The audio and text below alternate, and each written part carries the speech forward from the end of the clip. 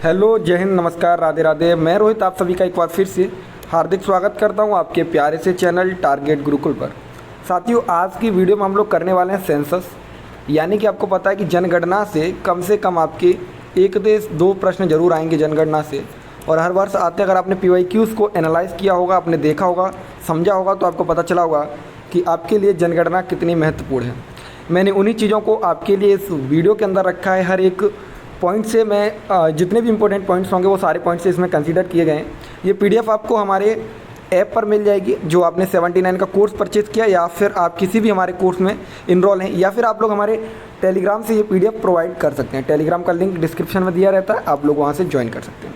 चलिए स्टार्ट करते हैं वीडियो को बिना किसी देरी के।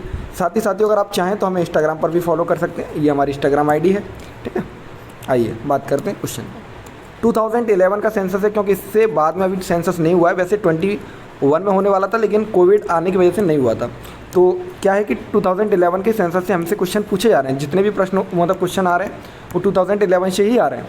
तो 2011 में जो जनगणना हुई थी, 15वीं जनगणना थी। कौन सी? 15th सेंसस था, ये 15वां सेंसस था। ये कब से? क्योंकि 1872 में पहली बार जनगणना होती है, लॉर्ड मेयो के टाइम की, ठीक है। ये क्वेश्चन भी आता है कि किसके टाइम पर जनगणना स्टार्ट हुई थी, तो लॉर्ड मेयो, ठीक है। तो यहाँ से आप याद रखेंगे 15वां। अगर इसी को हम बात करें नियमित रूप से 1881 में स्टार्ट हुई थी, तो 1881 से सर अगर हम देखेंगे तो ये 14वीं है, ठीक है। लेकिन आपसे पूछेगा तो यही वाला बताना है, क्योंकि जनगणना इंडिया के अंदर 1872 में स्टार्ट हुई थी, लॉर्ड मेयो के टाइम पे। चीज़ें क्लियर हो रही हो तो वीडियो को लाइक कर लेना है। इस वीडियो का टारगेट रहेगा 150+ लाइक, ठीक है, 150 लाइक और 50 कमेंट्स, जिसमें आपको बताना है कि टारगेट गुरुकुल आपकी एग्जाम में कैसे हेल्प कर रहा है, ठीक है।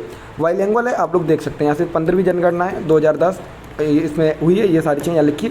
आपसे ये नहीं पूछा जाएगा, इतना पूछा जाएगा कि कौन सी जनगणना है, तो 15वीं, ठीक है। अब आपसे ये पूछा जाता है कि भाई ये बताइए 2000 जनगणना के अनुसार भारत में जो अंतिम जनगणना होती है इससे वृद्धि कितनी हुई है। तो भाई मेरे याद रखना 17.7% की वृद्धि हुई है 2001 की जनगणना के अकॉर्डिंग। अगर 2001 की जनगणना के हिसाब से देखा जाए तो कितनी वृद्धि हुई है? इतनी वृद्धि हुई है। कितनी? 17.7%। सर अभी जनसंख्या में कितने लोग हैं टोटल? तो भाई ये कुछ डाटा है, 1,21,00,000, ठीक है। ये डाटा आप लोग याद रख लीजिए।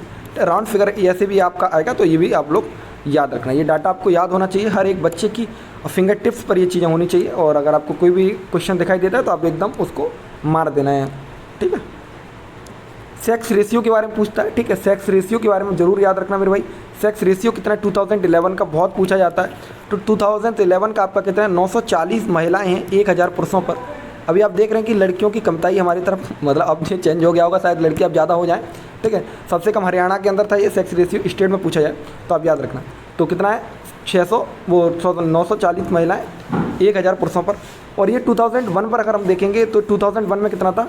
933 महिलाएं थी किस पर? 1000 पुरुषों पर, ठीक है, 1000 पुरुषों पर। तो क्या हुआ कि ये सेक्स रेशियो बढ़ा है 2011 की सेंसस में, ये क्या हुआ? इंक्रीज़ हुआ है। तो ये चीज़ें भी आपको याद रखनी है मेरे भाई, ठीक है। अभी तक वीडियो लाइक नहीं किया तो कर लीजिए, ठीक है। फॉलो नहीं किया तो कर लीजिए, फिर बाद में कहोगे कि सर बताते नहीं ये चीज़ें।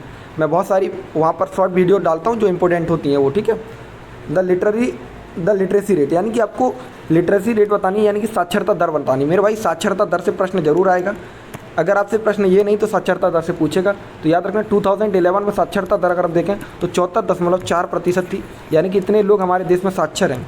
साक्षरता निकाली कैसे जाती है ये ज़रा मुझे आप लोग कमेंट बॉक्स में बताइए कि कितने क्या 8th क्लास का पढ़ा हुआ व्यक्ति साक्षर माना जाता है, या फिर MA MCOM वाला व्यक्ति साक्षर माना जाता है, ठीक है। 2011 में सर अगर 74 थी तो 2001 में कितनी थी? तो याद रखना 65.8। तो यानी कि मतलब सारी चीज़ों में वृद्धि हुई है, लोग बढ़े हैं, सेक्स रेशियो बढ़ा है, लिटरेसी रेट भी बढ़ी है, ठीक है। ये चीज़ें आप याद रखना। अब आपसे पूछा जाएगा कि मोस्ट पॉपुलस स्टेट कौन सी है, यानी कि सबसे अधिक आबादी वाला देश वो राज्य कौन सा है भारत के अंदर। तो मेरे भाई याद रखना सबसे अधिक आबादी वाला जो राज्य है हमारा वो है उत्तर प्रदेश। कितना है? उत्तर प्रदेश। यूपी, और आप लोग यूपी से हैं तो यूपी से प्रश्न आने की संभावना ज़्यादा है। आप लोग यूपी में ये भी याद रखें कि किस ज़िले में सबसे ज़्यादा लोग रहते हैं, कौन सा ज़िला सबसे बड़ा है। इसके लिए मैंने ऑलरेडी यूपी दर्शन के नाम से एक वीडियो बनाया है, राज्य दर्शन। क्या टॉपिक है उसका? राज्य दर्शन, ठीक है, राज्य दर्शन। मैंने ज्योग्राफी काफ़ी अच्छे तरीके से पढ़ाई है। अब आपकी कौन सी वीडियो की डिमांड है ज़रा बता दीजिए नीचे कमेंट बॉक्स में। कौन सी वीडियो और चाहिए आपको जो मैं आपको प्रोवाइड कराऊँ। सॉरी थोड़ा डिस्टर्ब हुए, उसके लिए कोई दिक्कत नहीं। चलिए फिर से स्टार्ट कर दें।